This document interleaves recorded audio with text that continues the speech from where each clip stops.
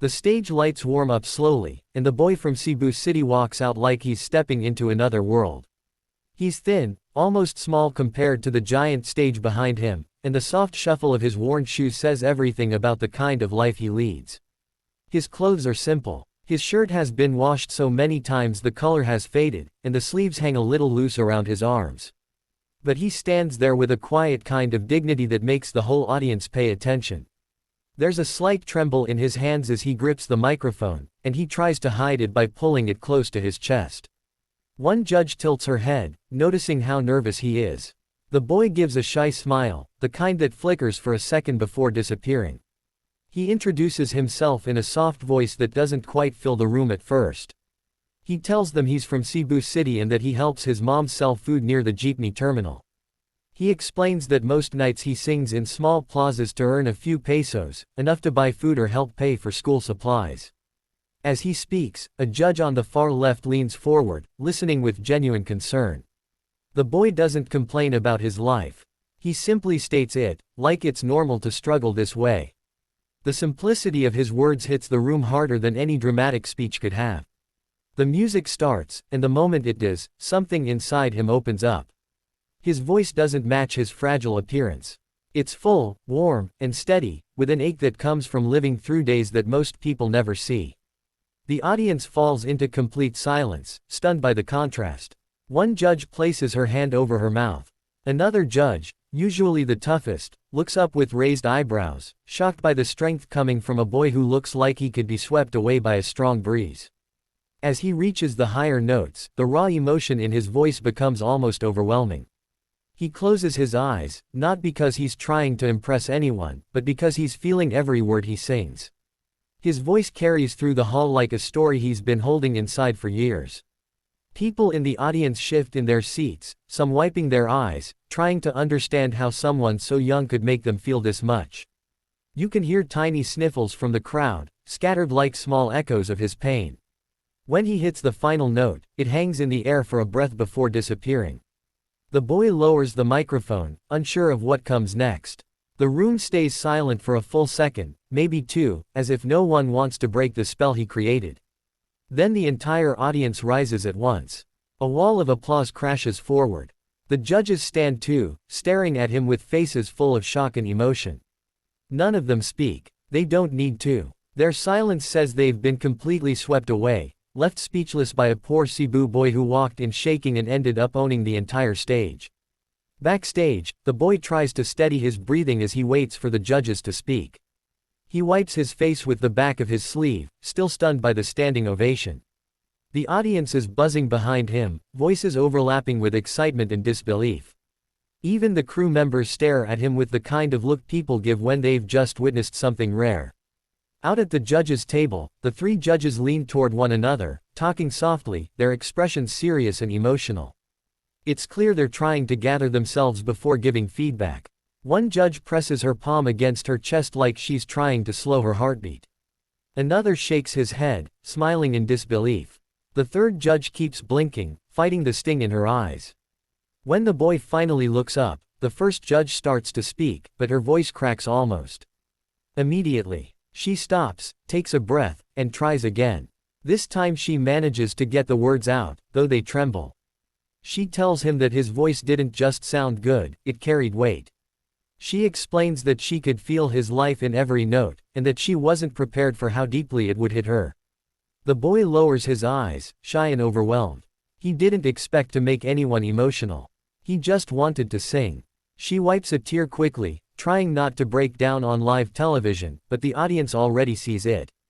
A soft cheer rises from the crowd, encouraging her and the boy at the same time. The second judge leans forward, resting both arms on the table. His voice is steady, but his eyes give away how moved he is. He tells the boy that talent like his isn't taught in classes or studios. It comes from living through hardship, from learning to stay hopeful when the world gives you very little. He says he could hear struggle in the boy's softer lines and strength in the higher ones. The boy nods slightly, trying to keep himself together. His throat tightens, and he swallows hard before saying a soft thank you. The judge lifts a hand as if to stop him, saying the thanks belongs to the boy for giving them a performance they'll remember.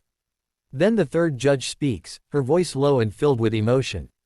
She admits she wasn't expecting him to have such control, such power, and such vulnerability all at once. She tells him he brought something raw and honest into the room, something rare. She explains that while many contestants on the show are talented, only a few manage to touch an entire audience the way he just did. As she speaks, she wipes tears from the corner of her eyes, embarrassed but unable to hide how affected she is. The audience reacts again, clapping softly at first, then louder as the judge struggles to finish her sentence.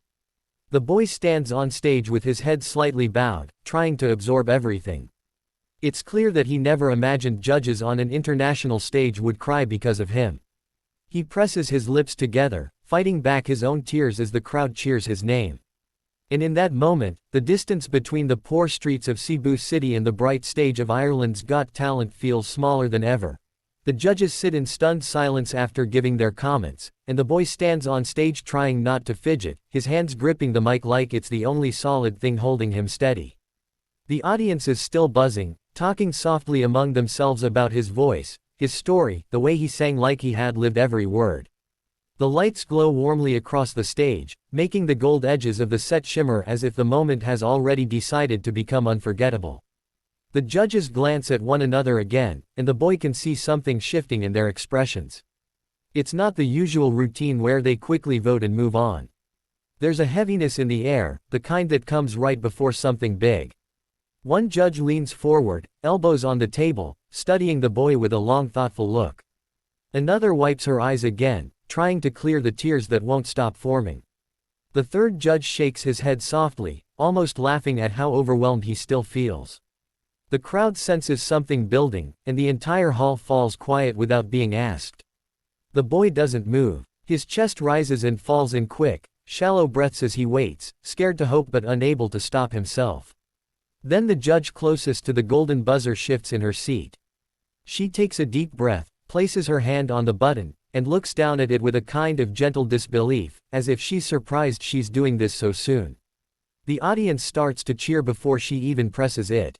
The boy freezes. His eyes widen, and for a moment he almost looks younger, like a child caught between fear and joy.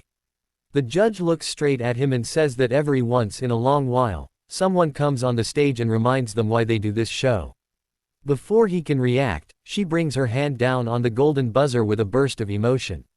The hall erupts instantly. Golden confetti shoots from above in a shower of glowing pieces that spin through the air like tiny falling stars. They drift down around him, landing in his hair, sticking to his shirt, clinging to his shoulders. He lifts both hands to his face, overwhelmed, and drops to his knees as the crowd explodes into screams. People stand up from their seats, some clapping wildly, others with phones raised as they try to capture every second. A few audience members wipe tears as confetti rains on them too. The judge who hit the buzzer stands up, breathing heavily from the emotion of it all. She walks around the table, steps onto the stage, and approaches the boy slowly, as if afraid to break the moment. She kneels beside him, placing a supportive hand on his back. She tells him he didn't just sing, he cracked open an entire room and filled it with something honest and beautiful. The boy tries to answer, but his voice breaks into a sob. He whispers that he only wanted to make his family proud, that he never imagined something like this could happen to someone like him. Confetti keeps falling as the judges clap and the audience shouts his name. The boy lifts his head, tears streaming down his face, and smiles through all the noise and gold around him. It feels like the world has paused just for him, holding the moment gently in its hands. And as the judges rise to give him one final standing ovation, the entire hall knows they've witnessed something rare, something that will be remembered long after the lights fade.